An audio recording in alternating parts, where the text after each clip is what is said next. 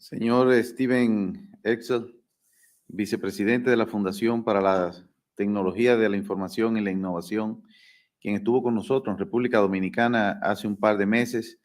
En el saludo a los demás miembros del panel y de su equipo esta mañana. A la señora Sonia Guzmán, nuestra embajadora de República Dominicana ante los Estados Unidos, y en ella saludo a la delegación de empresarios que nos acompaña en esta misión. A los panelistas que han dispuesto de su tiempo para acompañarnos y compartir sus experiencias. Señores del Departamento de Estado y de Comercio del Gobierno de los Estados Unidos. Muy buenos días a todos. Greetings to Mr. Steven Ezell, Vice President of ITF, who was with us in the Dominican Republic a few months ago, Mrs. Sonia Guzman, Ambassador to the Dominican Republic in the United States, and the delegation of the private sector representatives who are accompanying us on this trip, the panelists who have been generous with their time to be with us to share their experiences, and our friends from the State Department and Commerce Department of the United States. Very good morning to all. Como ministro de Industria, Comercio y MIPYME, me siento muy orgulloso de estar aquí, siendo parte de este encuentro con el que definitivamente estamos haciendo historia, materializando un hito para seguir posicionando a la República Dominicana como un destino estratégico de inversión en un contexto global en que las cadenas de valor en todo el mundo están experimentando una rápida transformación. Este es el caso de los semiconductores, una industria global que está preparada para seguir creciendo en la próxima década, por lo que se prevé que se convierta en una industria de $1 billón para el 2030. Este panorama, aunado al interés y el accionar del gobierno dominicano de aprovechar esta coyuntura y de procurar que nuestro país se convierta en un destino de nearshoring para la industria mundial de semiconductores y de placas de circuitos impresos, y en particular para el ensamblaje, prueba y empaque, ATP, de los microchips, fue lo que nos llevó a comisionar a la Fundación para la Tecnología de la Información y la Innovación la preparación de un estudio de factibilidad sobre el potencial de República Dominicana para participar activamente en esta importante industria. As Minister of Industry, Commerce and SMEs of Dominican Republic, I am very proud to be here, being part of this event by which we are making history, a milestone to continue positioning the Dominican Republic as a strategic investment destination in a global context in which value chains around the world are undergoing rapid transformation. This is the case of semiconductors, a global industry that is poised to continue to grow in the next decade and expected to become $1 trillion industry by 2030. This outlook, combined with the actions of the Dominican government to take advantage of the situation and ensure that our country becomes a nearshoring destination for the global semiconductor and printed circuit board industry, and particularly for assembly, testing, and packaging, ATP, of microchips, was what led us to commission the ITF to prepare a feasibility study on the potential of the Dominican Republic to actively participate in this industry. Un estudio que concluye con buenas noticias para nuestro país, pues queda claro que República Dominicana está bien posicionada para convertirse en un aliado estratégico de los Estados Unidos en la industria de semiconductores y en un destino seguro para la atracción de inversiones vinculadas a esta industria. Queda claro también que nuestra propuesta de valor como nación, sustentada en diversos factores, entre ellos múltiples ventajas competitivas, convierten a la República Dominicana en una alternativa confiable para realizar procesos de ensamblaje, prueba y empaque, en lo que el país ya registra avances significativos. The study concludes with positive news for our country, as it is clear that the Dominican Republic is positioned to become a strategic ally of the United States in the semiconductor space and a safe destination for attracting investments linked to the industry. It is also clear that our value position as a nation, based on various factors, including multiple competitive advantages, make the Dominican Republic a reliable alternative to carry out ATP processes. Esto para nosotros es de vital importancia, sobre todo si tomamos en cuenta que en América Latina, hasta ahora, solo 2 países disponen de facilidades para la ATP, por lo que la oferta existente en la región es insuficiente para cubrir una demanda global en crecimiento. Sin lugar a dudas, esto representa una oportunidad única para promover y al mismo tiempo seguir fortaleciendo el posicionamiento que hemos logrado internacionalmente como importante plataforma industrial y logística y como un país donde el entorno empresarial es favorable para el desarrollo de los negocios y de las inversiones. Esto gracias a que por décadas hemos disfrutado de una sólida estabilidad política, social y económica, un marco legal robusto para promover el desarrollo de sectores estratégicos, una mano de obra joven y competitiva y una gran sinergia público-privada que ha sido la clave para el éxito y los logros que hoy exhibimos, y la delegación de empresarios que nos acompaña es una muestra de ello. This is of vital importance to us, especially if we take into account that in Latin America, currently, only 2 countries have facilities for ATP, so the existing supply chain in the region is insufficient to cover global demand and growth. Without a doubt, this represents a unique opportunity to promote and at the same time continue strengthening the positioning that we have achieved internationally as an important industrial and logistics platform as a country where the environment is favorable for the development of business and investments. This is thanks to the fact that for decades we have enjoyed solid political, social, and economic stability, a robust legal framework to promote the development of strategic sectors, a young and competitive workforce, and a great public-private synergy, which has been key to the success and achievements that we exhibit today and represented by the delegation of businessmen and women that accompany us. Si a estas bondades le sumamos el hecho de que Estados Unidos es el principal destino de nuestras exportaciones y un país con el que la República Dominicana conserva fuertes lazos económicos, sociales y culturales, y con lo que compartimos los mismos valores democráticos y de libertad, resulta incuestionable que contamos con todos los requisitos necesarios para convertirnos en un player de primer nivel en la región y en un socio estratégico para este país, en una búsqueda de fortalecer y hacer más resiliente la cadena global de la industria de semiconductores. If we add to these benefits the fact that the United States is the main destination for our exports and a country which the Dominican Republic maintains strong economic, social, and cultural ties, and with which we share the same democratic and liberal values, it is unquestionable that we have all the necessary requirements to become a top player in the region and a strategic partner for this country in its quest to strengthen and make the global semiconductor industry chain more resilient. Señoras y señores, con este hito que alcanzamos hoy, nos convertimos en el primer país del hemisferio que cuenta con un reporte de factibilidad en semiconductores, por lo que estamos en el mejor momento para atraer esta industria hacia la República Dominicana, y para esto esperamos contar con el acompañamiento de los departamentos de Estado y de Comercio de los Estados Unidos. Confío en que a partir de ahora y a lo largo de los años venideros daremos los pasos necesarios junto al sector privado para accionar en la dirección que establecen las recomendaciones contenidas en este reporte, a fin de lograr nuestra meta de posicionar a la República Dominicana como el destino del nearshoring líder en la región para atraer inversiones de empresas de ATP, especialmente las norteamericanas. Muchas gracias.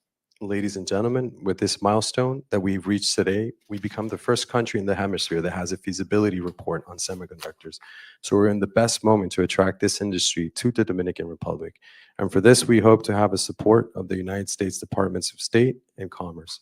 I am confident that from now on and for the years to come, we will take the necessary steps together with the private sector to act in the direction established by the recommendations contained in the report in order to achieve our goal in positioning the Dominican Republic as the leading nearshoring destination in the region to attract investments from ATP companies, especially U.S. ones. Thank you. Thank you.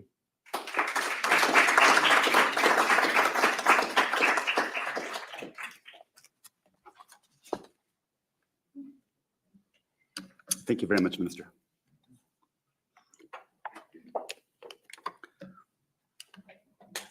Well, so as I said, I'm Stephen Izal, VP Global Innovation Policy here at ITIF. If you don't know about us, we've been named the world's leading science, technology, and economic policy think tank by the University of Pennsylvania Global Go-To Think Tank Index for the past 3 years, with a mission to advocate for innovation-based economic growth in countries around the world. So I want to briefly provide an overview of the report we released this morning. First looking at the political economy of the Dominican Republic, and then looking specifically at the opportunity they have in the semiconductor ATP and printed circuit board space. Well, the Dominican Republic has grown to become Latin America's 7th largest economy. Amazingly, it has achieved a nearly 5% annual economic growth rate consistently for the past 50 years, except for COVID-19. But it has demonstrated the fastest income convergence toward the US level of any Latin American nation over that period. It's attracted nearly $30 billion in foreign direct investment into the country over the past decade. And it's characterized by a stable political economy and business-friendly investment environments. As the International Finance Corporation has written, quote, the Dominican Republic's remarkable performance can be attributed to several factors, including implementation of sound policies, improvements in policy frameworks, a more diversified export base, and the economy's structural flexibility to changing global conditions. Driving much of the economic growth in the Dominican Republic are the free zones. There are 87 of them, industrial parks, supporting 820 companies in operation. The Dominican Republic's free zones support 200,000 workers, 55% of whom are women.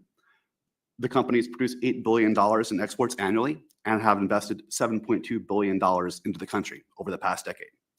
77% of products produced in the DR free zones flow to the United States.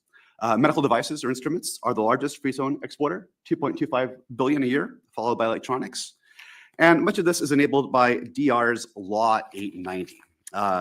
This is a legal framework that allows manufacturers and exporters operating in the free zones exemptions from paying 100% of a wide variety of taxes, including income taxes, taxes on the transfer of industrialized goods and services, import taxes and customs duties, export, re-export taxes, taxes on patents, assets or estates, and then a wide variety of other taxes.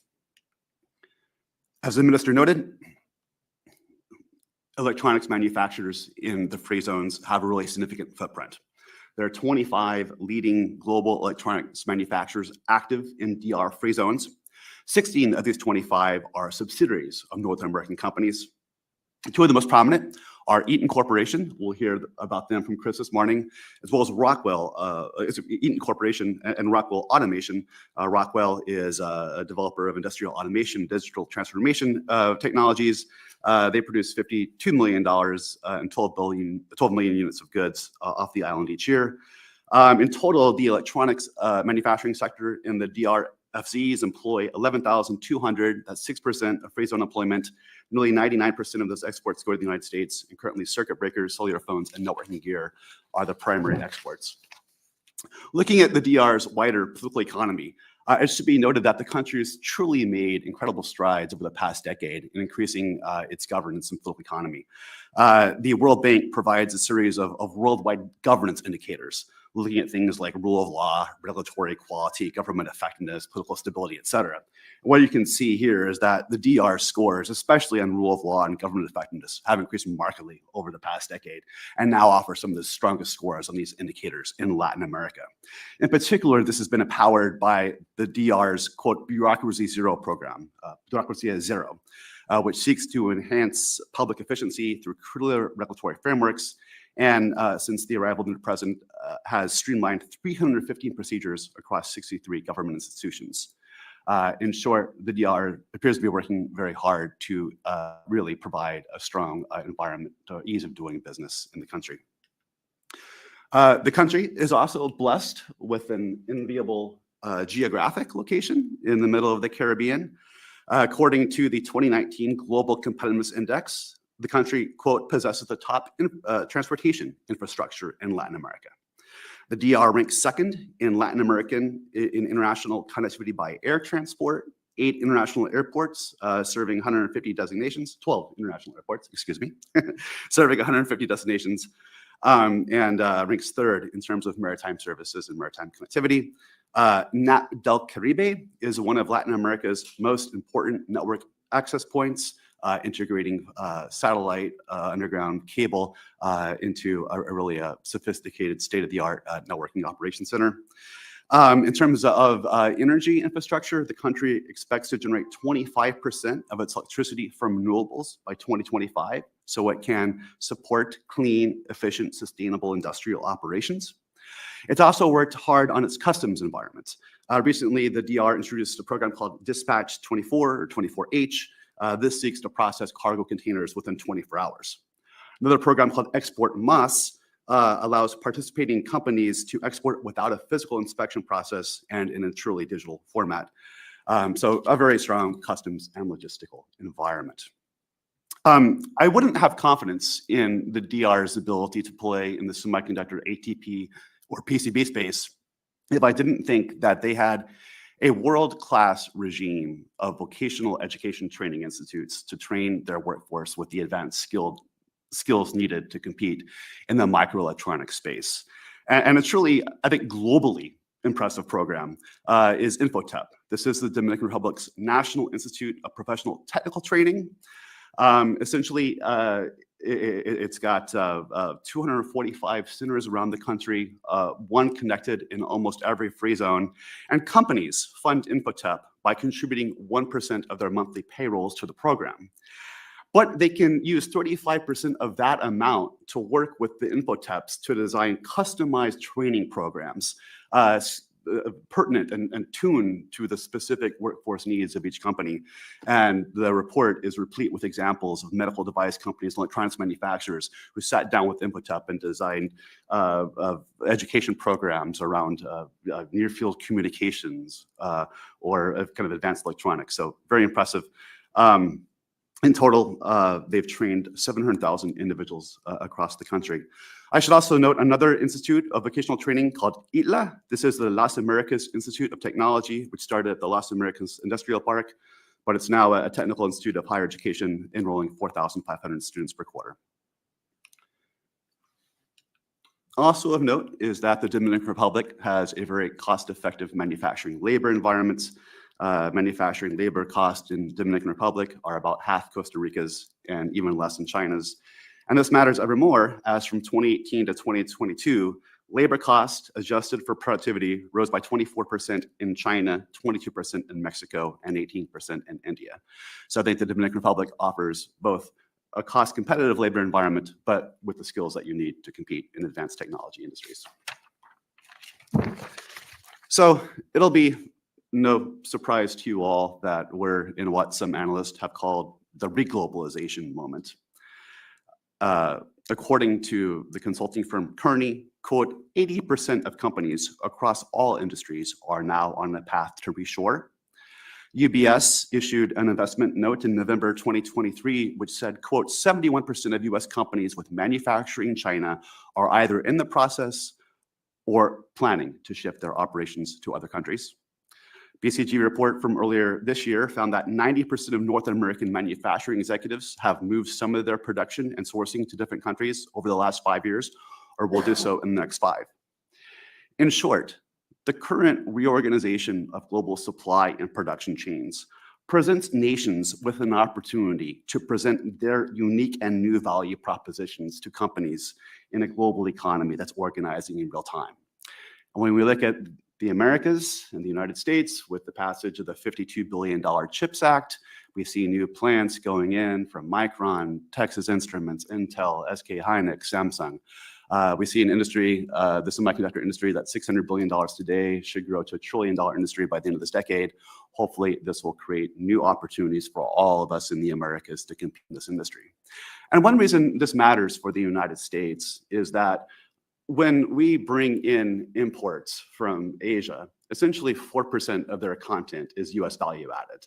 But when we bring in imports from the Latin Americas, 40% of that content starts with US value added. So when we are nearshoring, reshoring, friendshoring, we're moving production into a friendly geopolitical environment, it's good for all of us. Now, when we look at the semiconductor industry specifically, we see that we're dealing with the world's 4th most traded product. And there are really 3 highest level phases of the semiconductor production chain. You start with R&D, with countries like India and the US very strong in R&D.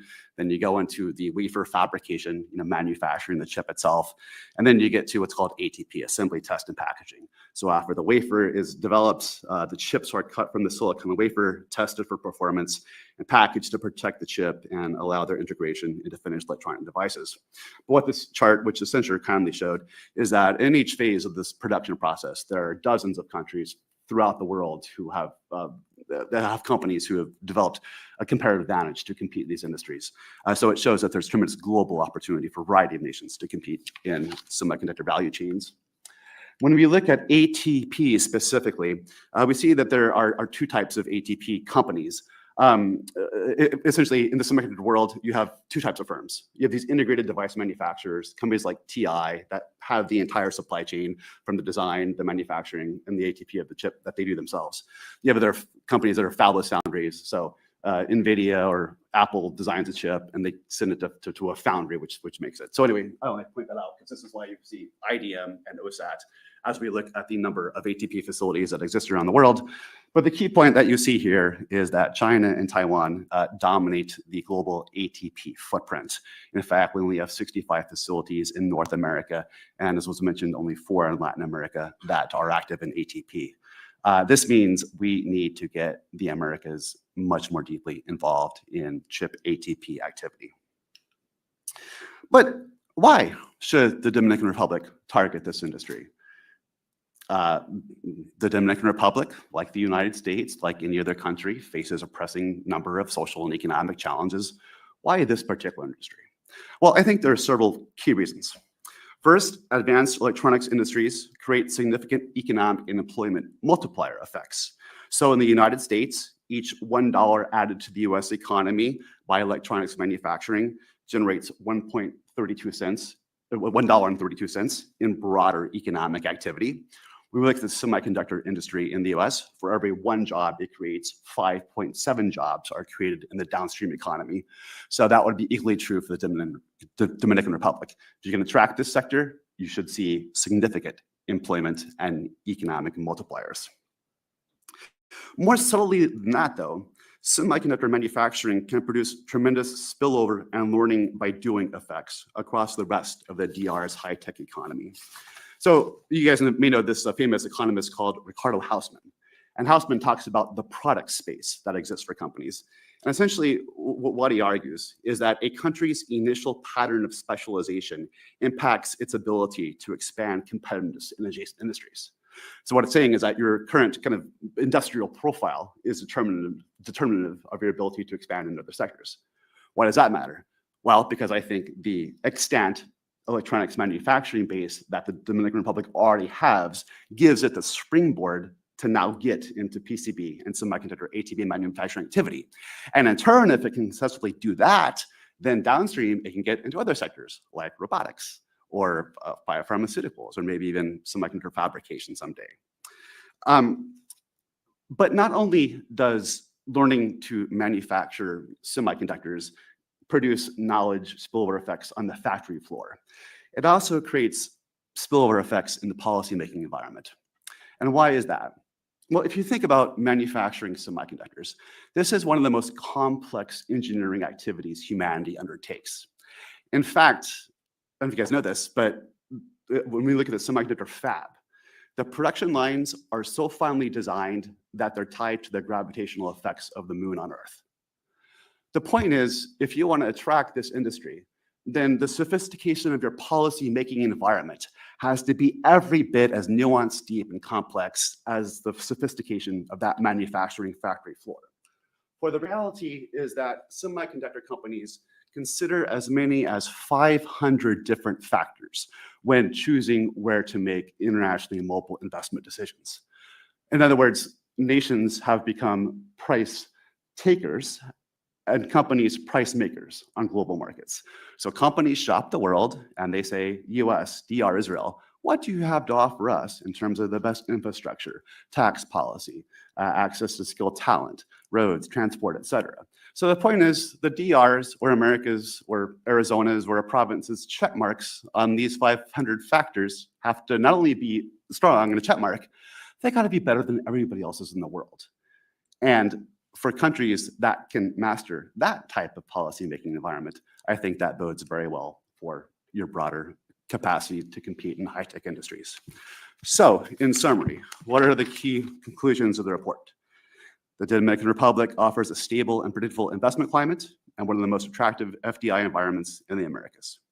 It possesses an extant electronics manufacturing base that can serve as a springboard for migrating up the electronics value chain, has a cost-competitive manufacturing environment, a strong infrastructure, and between Infotep, ITLA, and universities like Intech, it has the resources necessary to train a skilled microelectronics workforce at scale. I'll close with just highlighting a few policy recommendations from the report. We do think that the DR should be considered a leading candidate to be designated an International Technology, Security, and Innovation Fund. It's a fund recipient by the US Department of State. The country should really launch an awareness campaign, even more strongly reaching out to global investors in advanced electronics industries, highlighting the favorable investment in free zone environments. It should take this report and from there develop a very specific national semiconductor value proposition and strategy. It should look to expand relationships with US universities and deepen availability of computer science and electrical engineering classes in the country. Like states like Arizona have done, it should develop a one-stop shop for regulatory clearance and permitting that would be pertinent to semiconductor industries. Lastly, it's really great that the Dominican Republic has a strong trade policy environment. It's already a member of the Information Technology Agreement, the ITA. This is a WTO plurilateral agreement that eliminates tariffs on trade in hundreds of ICT products. However, we would advise the government to join the ITA 2. This was an expansion of the original ITA agreed in 2015 that brought 200 more ICT products under coverage of the agreement. Actually, an ITA 3 is now under discussion, so we'd encourage DR representatives to get involved in that dynamic as well. And, you know, you can't move designs of chips or designs of chip plants without the movement of data across borders. And therefore, we encourage the DR to join international initiatives like the WTO's Joint Statement Initiative that are trying to set global rules for e-commerce and digital trade of the highest standards. So with that, muchas gracias.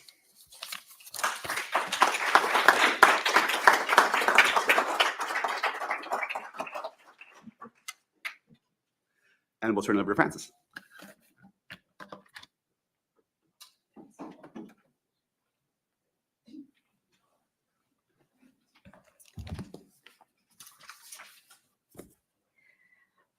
Good morning.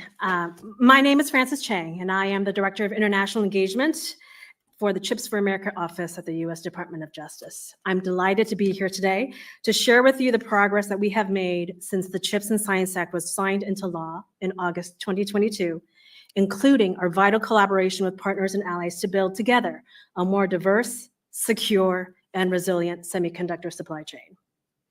Semiconductors are integral to America's economic and national security, but we have fallen behind in manufacturing these devices. In addition, many elements of the semiconductor supply chain are geographically concentrated, leaving them vulnerable to disruption and endangering the global economy and US national security. The bipartisan CHIPS and Science Act of 2022 was enacted to reverse those trends. Strategically investing in US semiconductor manufacturing not only helps to ensure that the United States can continue to meet our economic and national security needs, but also helps to diversify and secure the global semiconductor supply chain. The CHIPS and Science Act invests $50 billion through the Department of Commerce's CHIPS for America Fund to revitalize the domestic semiconductor industry, protect American national and economic security, preserve US leadership in the industries of the future, create good-paying jobs, and build strong communities here in the United States. The fund includes $39 billion to onshore semiconductor manufacturing through an incentives program and $11 billion to advance US leadership in semiconductor research and development. Last February, CHIPS for America launched our first funding opportunity for CHIPS manufacturing incentives, beginning the first phase of a once-in-a-generation opportunity to create a thriving, long-lasting, domestic semiconductor manufacturing industry here in the United States. Roughly 9 months later, in December, Chips for America announced our first preliminary memorandum of terms, or PMT, with BAE Systems Incorporated. And just a few weeks ago, we announced our second PMT with Microchip Technology Incorporated. These announcements pertaining to our first funding opportunity underscored the core objective of the CHIPS program, advancing U.S. economic and national security, and kicked off the next phase of implementation, during which the CHIPS program will announce PMTs with companies that have made it through the program's rigorous merit review process. We will continue to make funding announcements throughout 2024. CHIPS for America is also currently accepting concept plans for small-scale supplier funding opportunity projects with less than $300 million in capital investment. The application portal for small-scale supplier concept plans will close at 6 a.m. Eastern Time on February 2nd. Now, the centerpiece of the CHIPS R&D program is the National Semiconductor Technology Center, or the NSTC, a public-private consortium where government, industry, customers, suppliers, educational institutions, entrepreneurs, and investors will come together to innovate, connect, and solve problems.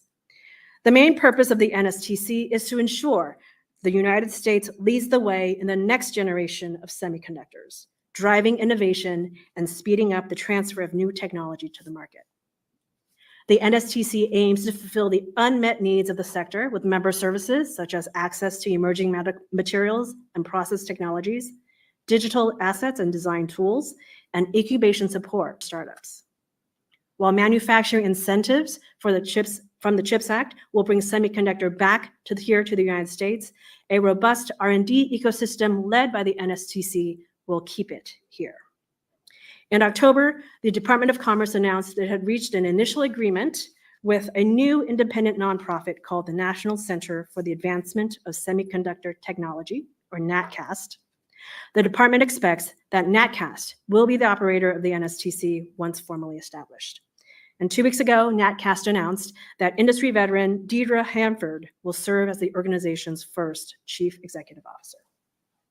So, even as CHIPS for America continues to progress in our domestic investments in manufacturing R&D, we know that the semiconductor supply chain will continue to be global. The complexity of this tiny technology and its myriad inputs means that no country can expect to be self-sufficient when it comes to semiconductor production. Indeed, at CHIPS for America, we seek to work closely with allies and partners to build, together, a healthy global semiconductor ecosystem that drives innovation and is resilient to a range of disruptions, from cybersecurity threats to natural disasters to pandemics. And that is why, despite the focus on domestic investments, our office has on staff a director of international engagement, me. And I have working with me a team of seasoned international relations professionals. In the 10 months that I have served in this role to date, I have traveled to meet with foreign partners in 7 economies across 3 continents and have engaged with many more in various bilateral and multilateral settings. In fact, I just returned from Costa Rica late last week, where CHIPS for America participated in the Semiconductor Workforce Symposium held under the auspices of the Americas Partnership for Economic Prosperity. In our outreach and discussions with foreign partners, we have 3 main objectives. The first, communicate the priorities of the CHIPS for America program and seek to understand the priorities of our allies and partners and their semiconductor support programs. 2, share information on global supply and demand trends all along the semiconductor value chain. And 3, cooperate with allies and partners to build a globally resilient supply chain through complementary investments. With regard to the first objective, the CHIPS for America program has identified our priorities in the various Visions for Success documents we have publicly released, available on our website, www.chips.gov. Very easy to remember. To date, we have released documents outlining our goals as pertains to commercial fabrication facilities, facilities for semiconductor materials and manufacturing equipment, the National Semiconductor Technology Center, and the National Advanced Packaging Manufacturing Program. We believe that making clear our priorities and understanding what our allies and partners are doing to build out the semiconductor supply chain in their territories helps us all to avoid unhelpful races to the bottom in semiconductor public support. Regarding global demand and supply, the new semiconductor manufacturing capacity coming online in the United States, catalyzed by Chips for America incentives, will require additional capacity all along the value chain, from upstream inputs, including critical minerals, high purity chemicals and gases, to assembly, test, and packaging, as well as all of the equipment and subsystems required to manufacture these inputs. In order to build a truly resilient semiconductor supply chain, there must be resilience at each segment of the chain. As we discuss with allies and partners, our program priorities, and the demand and supply trends all along the semiconductor value chain, we are also identifying opportunities for complementary investments that will contribute to global resilience.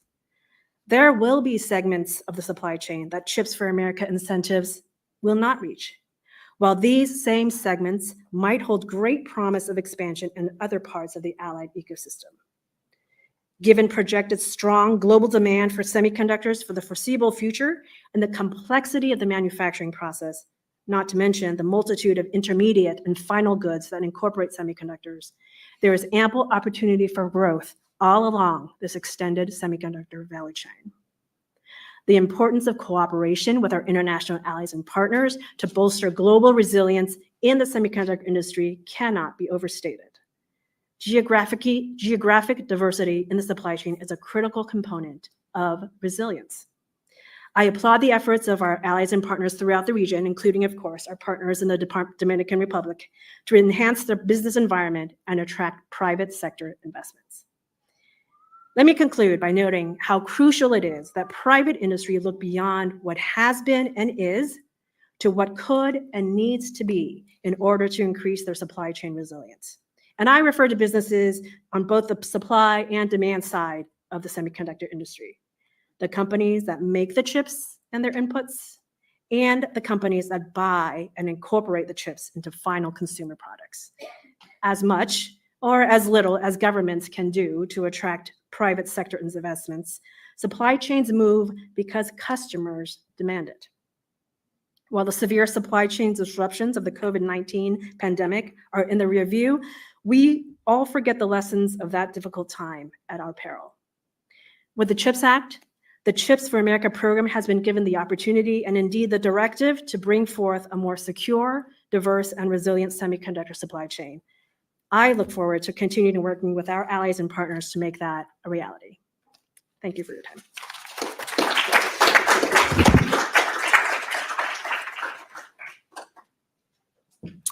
Thank you, Francis. Jason?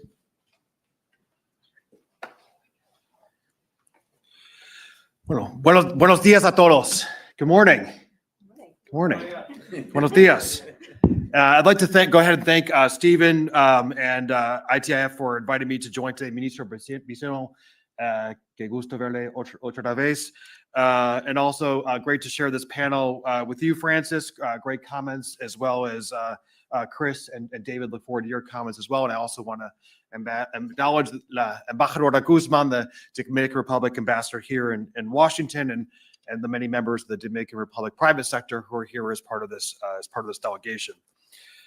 Just yesterday, at the Atlantic Council, where I serve as Vice President and Senior Director of the Adrian Arst Latin America Center, we were delighted to host Mr.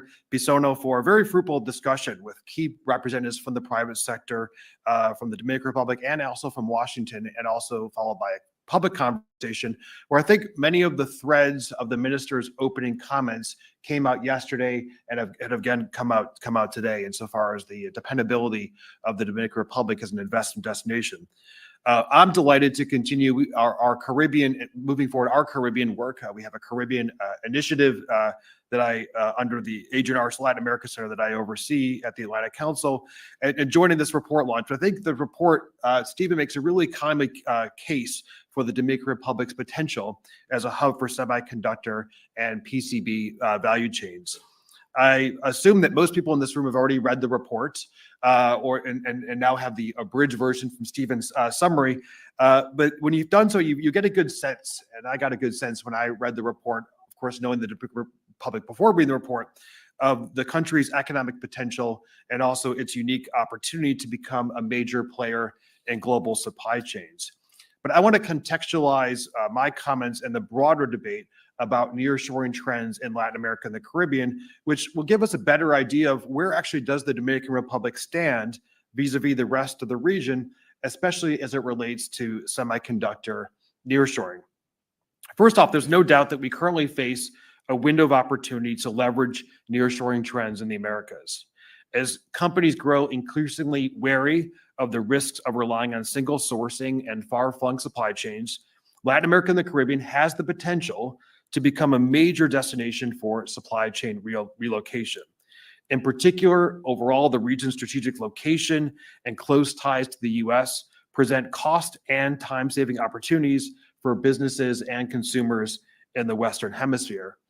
Furthermore, when you look globally at the uncertainty that we see on the world stage, Latin America and the Caribbean overall offers an opportunity for safe and secure investments.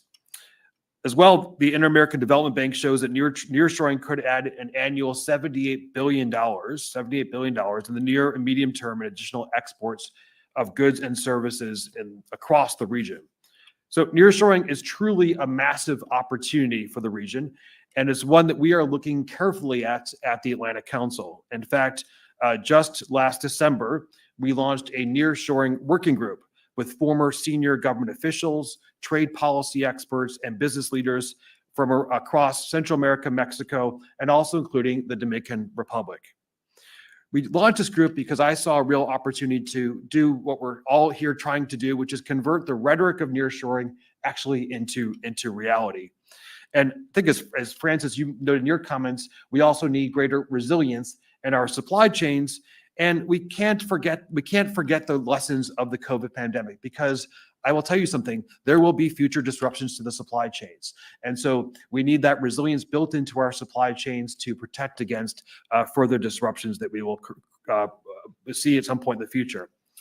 One thing that became clear from our first meeting of the nearshoring working group, and the group was actually announced 6 months earlier with an event with Senator Cassidy and Senator Bennett, who are leads on the Americas Act. But one thing that became clear is that the nearshoring potential of Latin American and Caribbean countries varies. It varies by region, it varies by country, it varies within the country, it varies by sector.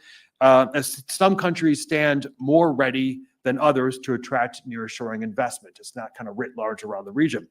If we look at the latest FDI numbers, we can already start seeing which countries are already catching the interest of investors.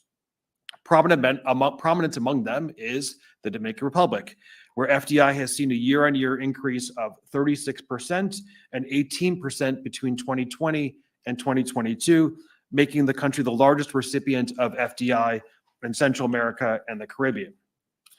For too long, I think investors, experts, and global audiences have thought of the Dominican Republic mostly as a vacation spot. The majestic beaches of Punta Cana, the nightlife in Santo Domingo, and of course, the cradle of reggaeton is what often comes to mind when people think about the Dominican Republic. Furthermore, its strategic yet natural disaster-prone location, as well as the instability in its neighboring country resulting in irregular migration flows, have been on the agenda, perhaps raising concerns among some about the nation's advancement as a nearshoring hub. The Dominican Republic, however, is forcing the world to promptly reconsider these notions. The country has seen unparalleled economic growth over the past 50 years, and it set itself up strategically in the global stage. Not only is the Dominican Republic a hub for commerce, it's also set to host the next annual meeting of the Inter-American Development Bank, the preeminent development institution in the Americas, in early March, where I will be delighted to be joining that meeting in the Dominican Republic. As well, the 6th Energy and Climate Partnership of the Americas ministerial meetings will be held in the Dominican Republic in March. And then, of course, looking at 2025, the 10th Summit of the Americas will also be held in the Dominican Republic. So all meetings in which myself and the Atlantic Council will be participating. Moreover, the Dominican Republic has demonstrated its commitment to reducing systemic corruption, in part via their collaboration with USAID and the Commercial Law Development Program within the U.S. Department of Commerce.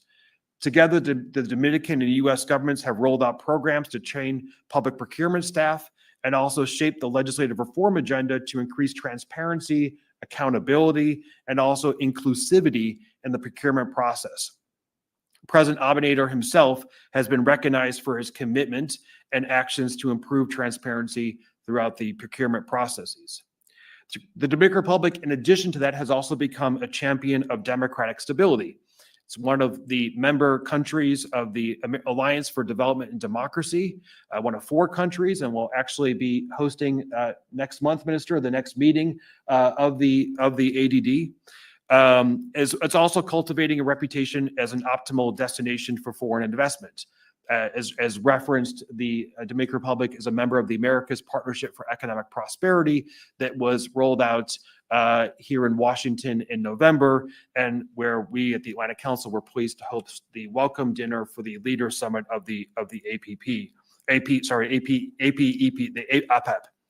It's also no surprise that the Dominican Republic has done a remarkable job in attracting investment in medical equipment and electronics, and as a leader in medical exports in the whole region. So its export potential and high services, high value added products has already been proven.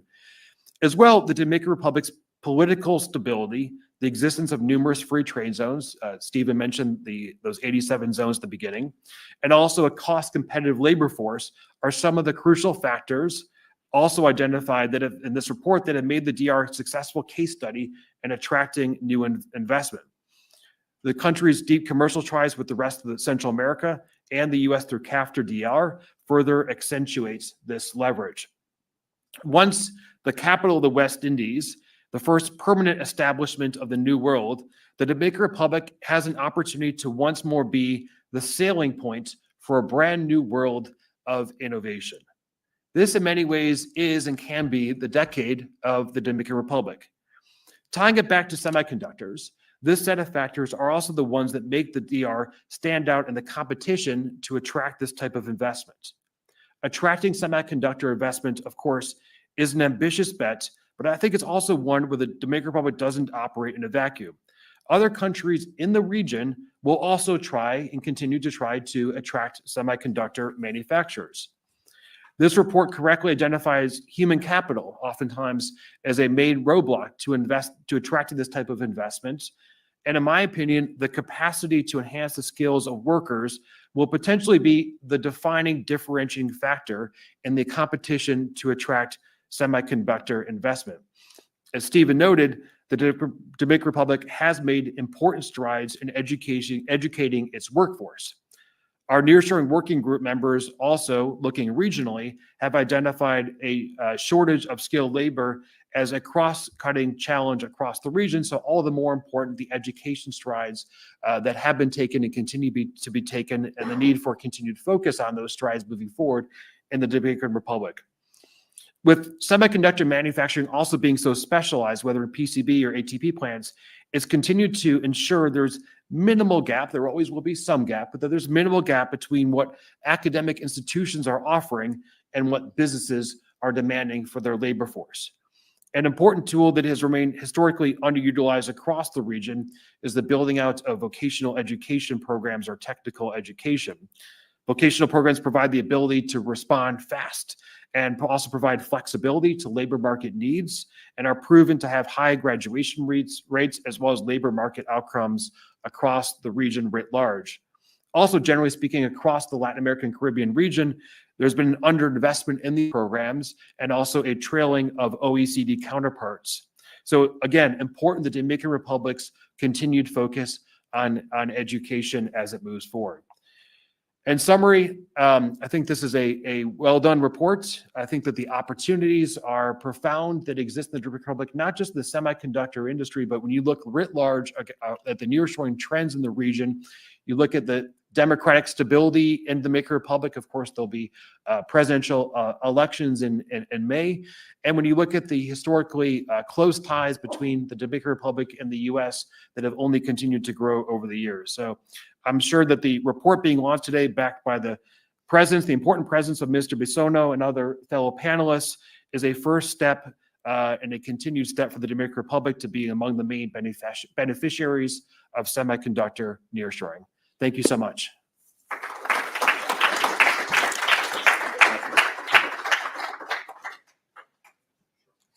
Thank you, Jason. That was great. Let me remind our online audience that if you have any questions, please submit them via the Slido app on the webpage. Chris, floor is yours. Thank you.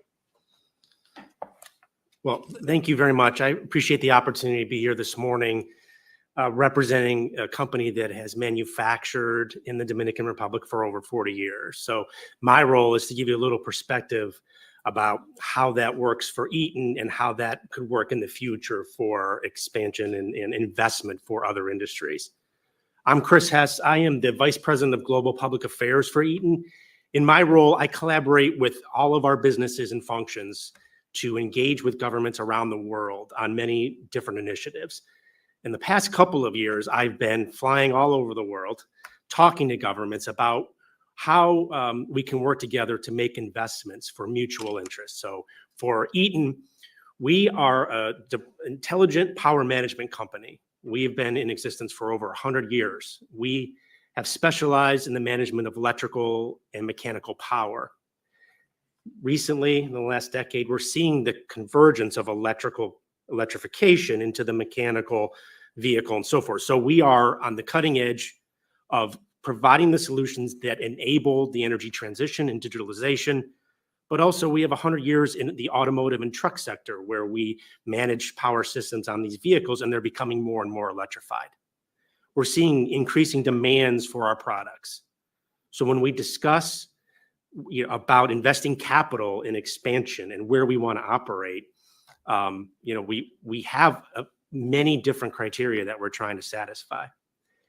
I've been at Eaton for 18 years, and it's a very exciting time for us. We've invested over $1 billion around the globe in the last 18 months in ourselves to meet the demand of our customers. And Dominican Republic plays such a significant role in delivering the solutions that our customers demand in North America and throughout Latin America.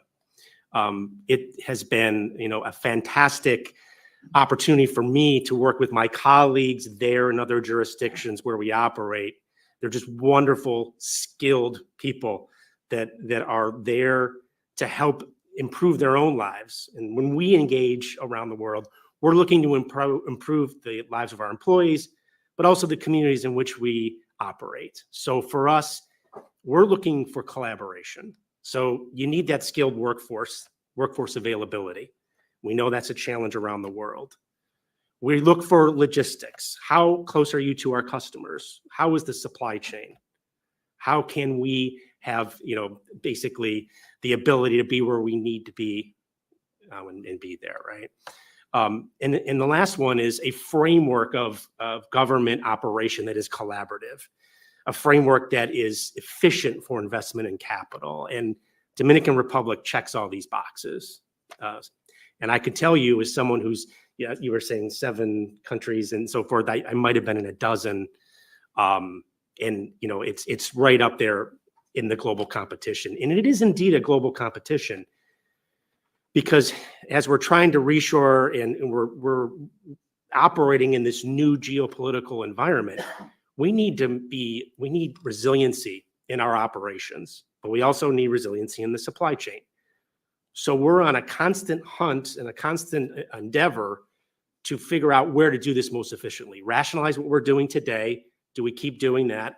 And then where do we invest new to make and to innovate so that we can deliver solutions that help us realize this energy transition away from fossil fuels and into more renewable types of energy production.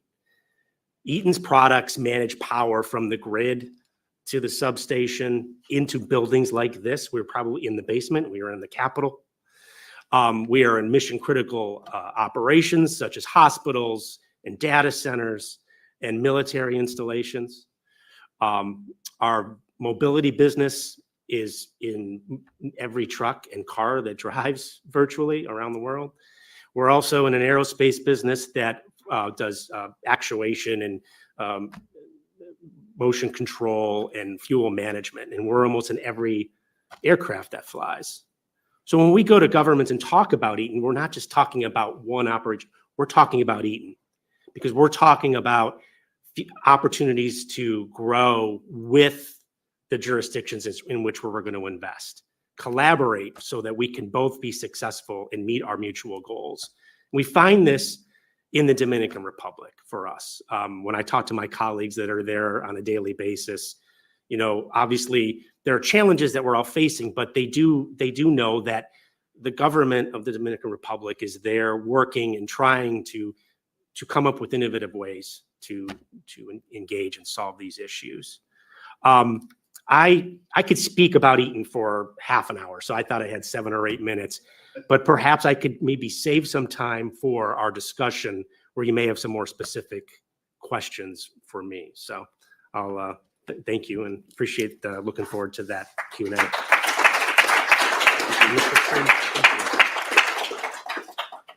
Great.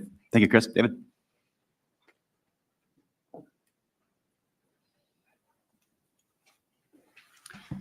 Thanks for the opportunity to be here this morning, and thanks to Stephen and ITIF for this important report, and for all of you for being here today. I'm going to come at this with a slightly different perspective, talk a little bit about how we got here, where we're going, and sort of the nature of the problem. And there we go. Okay. The discussion today about reshoring, nearshoring, and building secure and resilient microelectronics supply chains is very important, because over the last 30 years, we've essentially established a reliance on one part of the world for all of these technologies. And we saw during the COVID-19 pandemic, and much more recently, just in the last few weeks, how supply chain disruptions, natural and man-made, can impact customers, can impact our ability to deliver goods and services, and of course, impact our national security. So that's why today's discussion is so important. I want to talk a little bit about the broader technology set, because this truly is a microelectronics ecosystem. There is a tremendous focus on semiconductors, and the CHIPS program is a tremendous investment in that process. But as we like to say at the Printed Circuit Board Association of America, chips don't float. Let's see here. This is perhaps the graphic that best illustrates that, right? Semiconductors, which have sort of captured the imagination, and a lot of credit to my friends at Intel and TSMC for doing a tremendous job in the public policy space on that front, are simply part of a broader microelectronics ecosystem. Everything that is powered by electricity in this room, everything from F-150s to F-35s, is going to run on a microelectronics stack. In addition to a semiconductor, an IC substrate, as well as a printed circuit board, all of which require complex research and development, engineering, and production, are essential to make everything run. If we simply stop at semiconductor manufacturing and having the conversation about that technology alone, we won't build secure and resilient supply chains. So we're proud to represent American manufacturers of printed circuit boards, integrated circuit substrates, as well as the raw materials like woven glass and copper that make these technologies possible. What we have seen over 30 years is not simply that semiconductors have gone overseas, right, along with it research and development and the IP that goes with that, but that these other parts of the ecosystem have largely gone overseas as well. That's why the CHIPS and Science Act was so important. And you see now that private money is following public action, which is why it's so great that the Dominican Republic is taking this initiative. It's good to see friends, partners, and allies taking these initiatives, because the $52 billion that's being offered by the CHIPS Act has, by some estimates, generated almost $450 billion in private investment. Where the government goes, often the private sector will follow, because they see strength and they see a demand signal that benefits their investment. When we talk about the rest of the ecosystem, there are also indications that government takes this seriously. In March of 2022, President Biden announced under the Defense Production Act that printed circuit boards and integrated circuit substrates would be designated a national security technology. That frees up the US government to make faster and quicker investments. Indeed, in the last 60 days, the Pentagon has spent almost $85 million to invest in ultra-high density interconnects, organic IC substrates, and cutting-edge printed circuit boards in states like New York, in states like New Hampshire, in states like Michigan. And these are critical investments for the rest of the supply chain. We think that similar investments beyond semiconductors into chips, into IC substrates and into printed circuit boards are critically important. We say chips don't. Say there's a tremendous dependence on countries like Taiwan. There is increasing work in other parts of Asia. But when we talk about printed circuit boards specifically, 90% of that market is in Asia and 56% of that market is currently in mainland China. That is an unnecessary and some would say risky foreign dependency. And so what we're hoping to build is a secure and resilient supply chain that is more diverse, that is sourced all over the world, including, of course, the United States, and brings us back into a balanced portfolio. When I talk to the heads of supply chain, when I talk to the heads of purchasing, people want to move to a more secure and resilient supply chain. They want to have a diversity of sourcing. The challenge is obviously economic.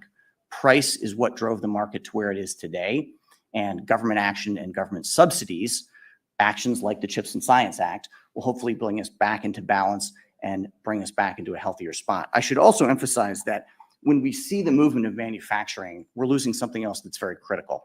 We're losing knowledge, because so often research and development is co-located with production. And so when someone says, well, we're going to move a factory overseas, there's the obvious immediate jobs impact, the obvious local economic impact that translates the United States to a political impact. But in a very real sense, we're losing the know-how. We're losing the skill set. We're losing the ability to generate these things. And we're losing the IP, which is so valuable and such a necessary commodity for our economic future. So it's not simply moving back factories. It's moving back workforces. It's moving back the ability to invent the future, which we think should be, again, part of a more secure, robust, and balanced portfolio. So I appreciate the chance to be here today to add some perspective on the technology set that we're talking about specifically, to extend the conversation beyond semiconductors and talk about the importance of these sorts of initiatives. And I look forward to the rest of the discussion.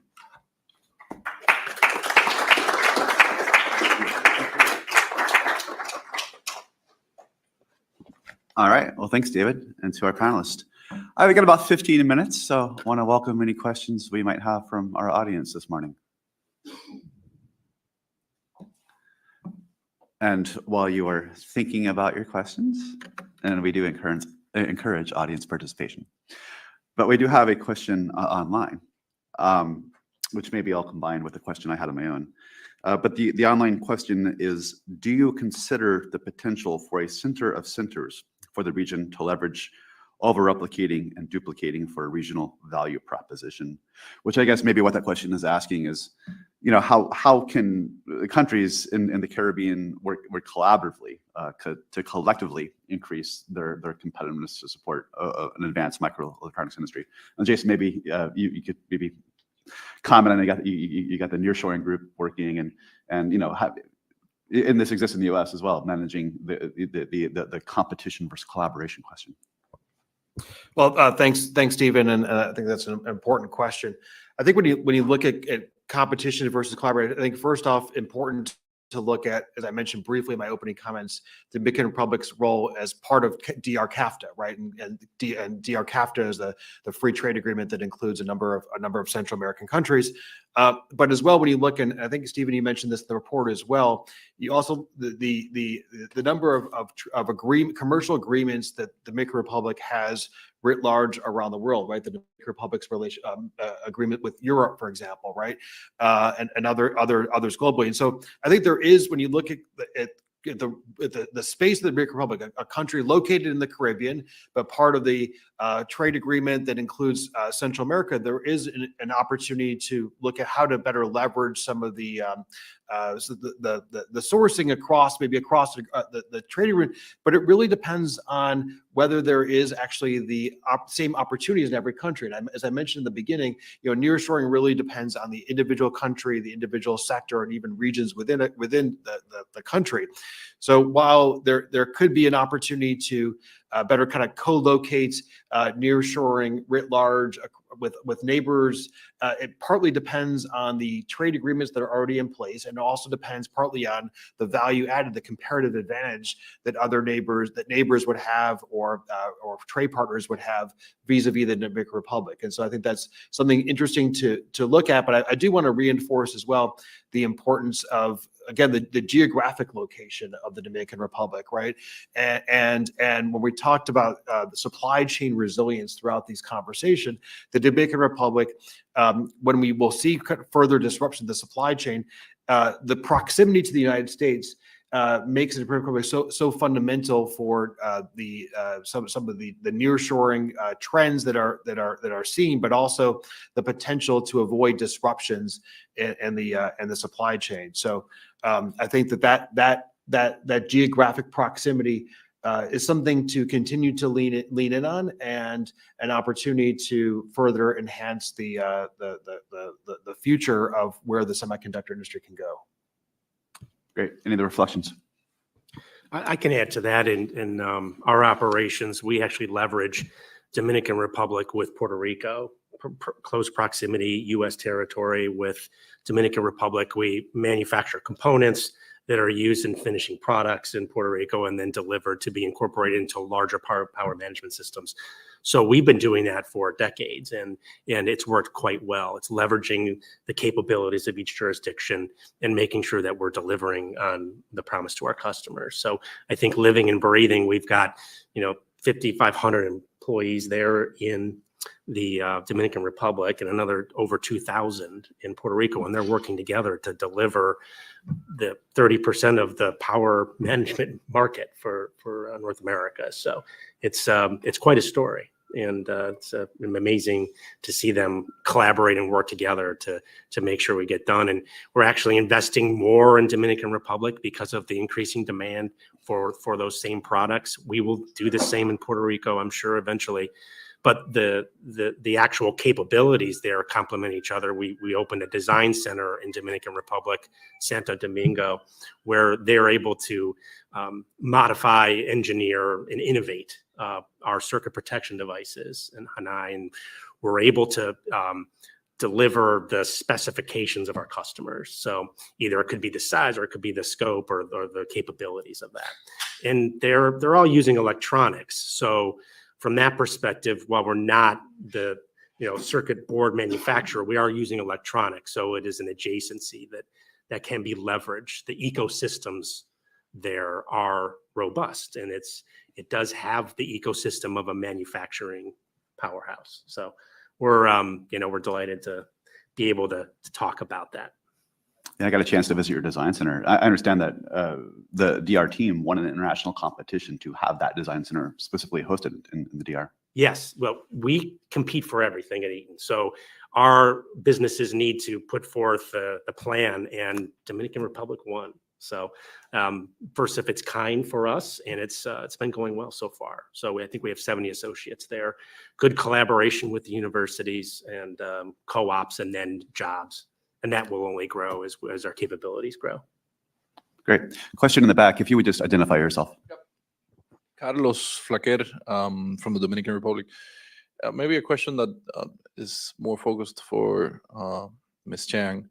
Or two questions that are related one to the other.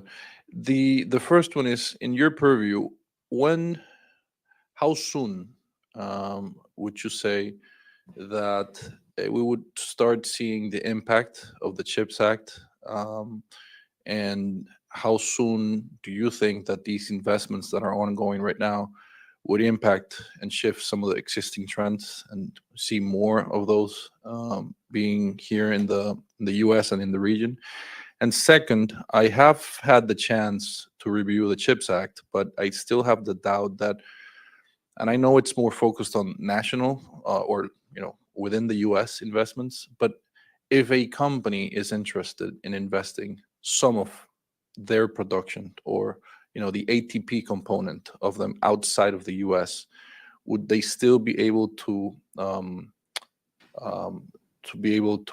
tap into the fund, the available funds of the CHIPS Act?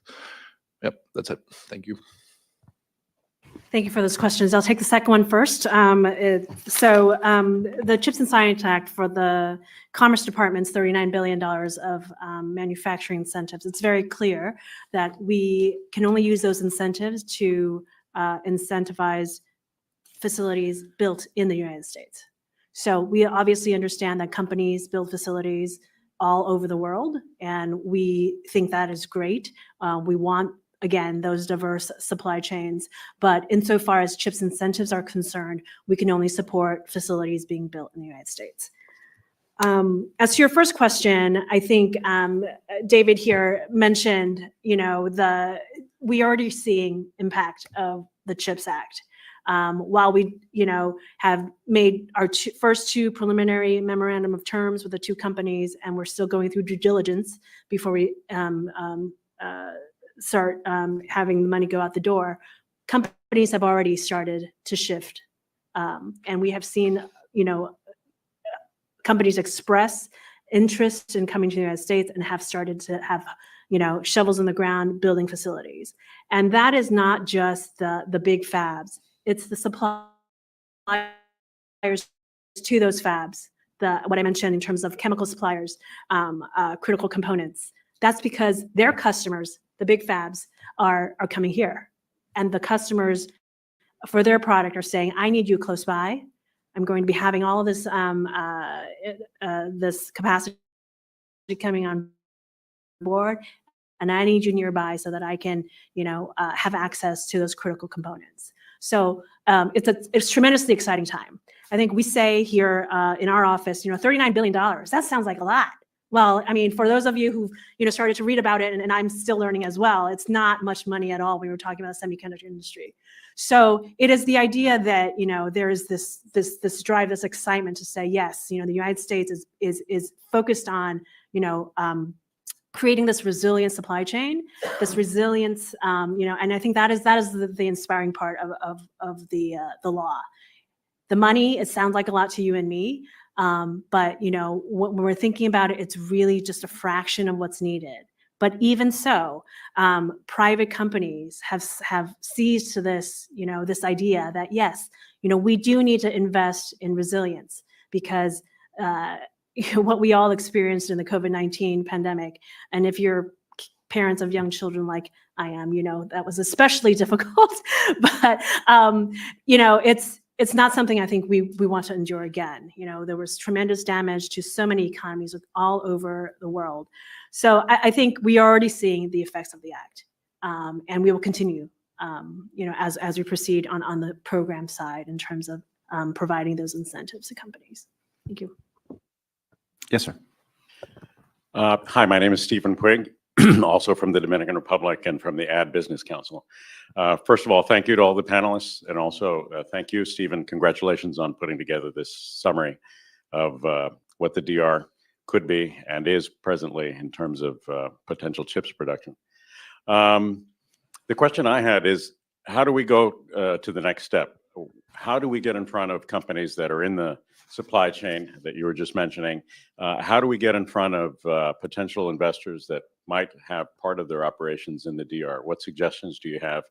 What would be the most effective at this point, given that other countries are also focusing on this? What's the way forward?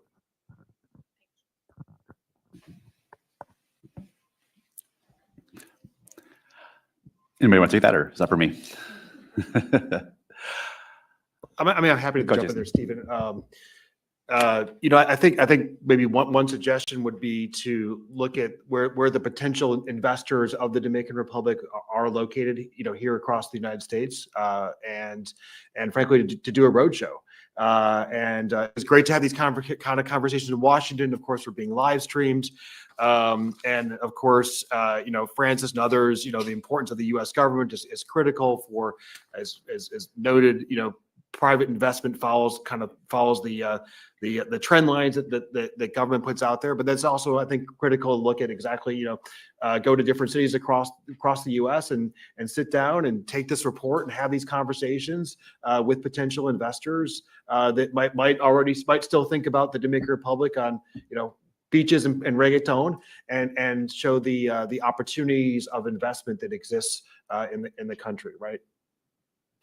And I think also on that point, the reality when we look specifically at the semiconductor ATP sector is that 9 of the 10 largest manufacturers are located in Asia.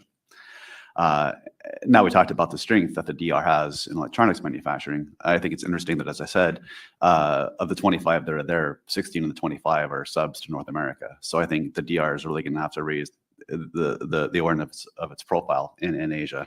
That's one reason why one of the report's recommendations is not only this kind of launching an awareness campaign, but to advise the DR colleagues to spend more time at conferences like SemiCon Southeast Asia, SemiCon Korea, even the Conference on Science and Technology for Integrated Circuits in China.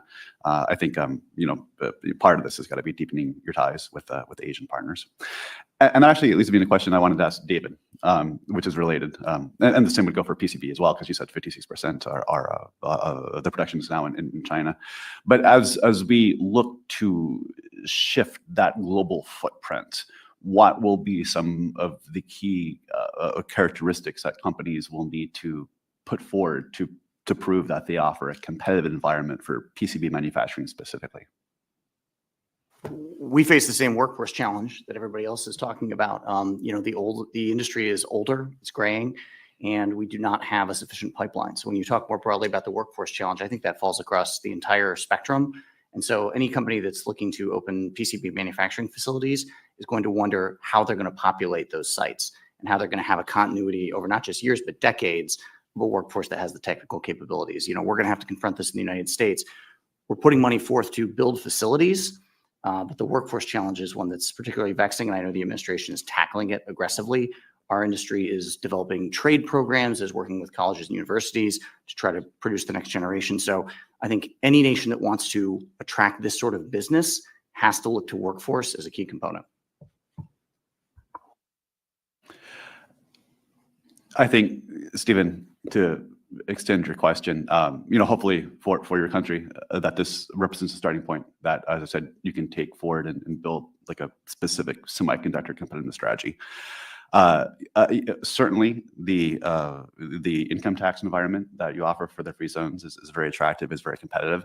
I think a reality that you're going to have to confront, like any country seeking to attract investment in this industry, is that there's a tremendous amount of global money from governments sloshing around.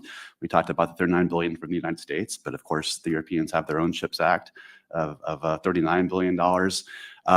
I'll shortly be coming out with a report on India's potential to compete in this sector, and they are offering 70% of the money up front, at least on the first couple of people that do an ATP facility there. Other countries like Taiwan, Korea now have semiconductor competitive strategies. So I think it will be something for the Dominican Republic government to think about. You're probably going to encounter companies that are going to say, what's the match you're going to give me to put a facility here? And there, I think you'll need to demonstrate the attractiveness of the income tax scenario you have as they factor in the 10-year TCO evaluation of their investment opportunities. Let's see, we're almost, well, yes, I'm sorry, I didn't see you there. Yes, please. A few minutes? Yes, Thank please. you. Good morning. Just a minute to Eva Campo from Compostela Research and Consulting. Just a few minutes to share the enthusiasm from Ms. Wang. Thank you, because 20 years ago, I saw the semiconductor industry being dismantled from this country. I was at grad school, and my field is semiconductors with the Air Force and with the Army and with the Navy labs. And I have to say, some communities never quite recovered from it. Lehigh Valley in Pennsylvania being one of them. So this is really exciting. Now, the other question I have is, in fact, to Minister Bisonó, and if that's okay, I'm going to address him in Spanish.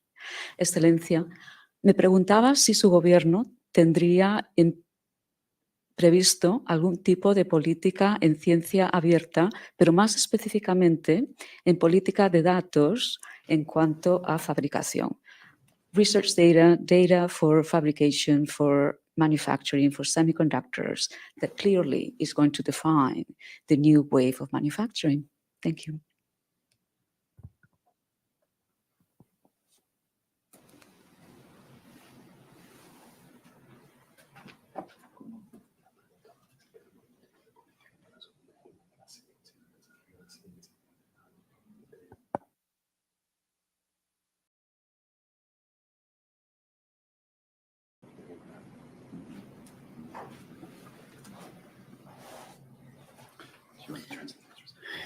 Sí. Primero agradezco la pregunta y aprovecho para agradecer también la actividad del día de hoy, principalmente a los panelistas. Y sí, el gobierno está abierto totalmente a cualquier tipo de iniciativa que tengamos que expandir en lo que tenemos hoy día, pero tenemos grandes aliados en la República Dominicana y por eso aquí la presencia de los empresarios, por ejemplo.